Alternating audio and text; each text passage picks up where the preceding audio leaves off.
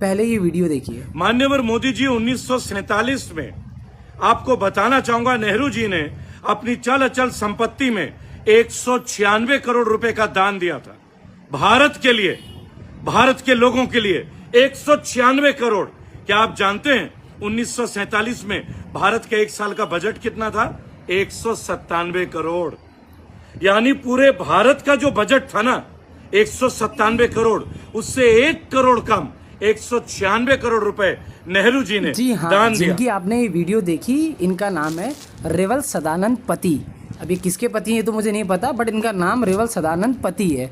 ये कह रहे हैं कि 1947 में जब देश को आर्थिक पैसों की ज़रूरत थी तो हमारे नेहरू जी ने, प्रधानमंत्री नेहरू जी ने लगभग 196 करोड़ रुपए की चल और अचल जो संपत्ति थी उनके पास में, वो देश को दे दी थी। बहुत अच्छी बात है, देनी भी चाहिए।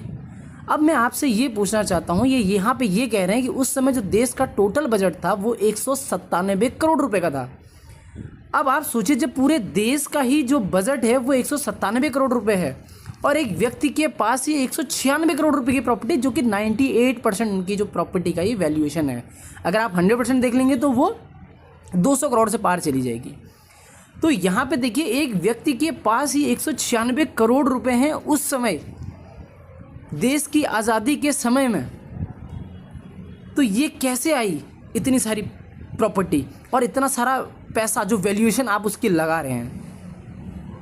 कहीं ना कहीं आपको ये चीज़ें भी देखनी पड़ेंगी ना।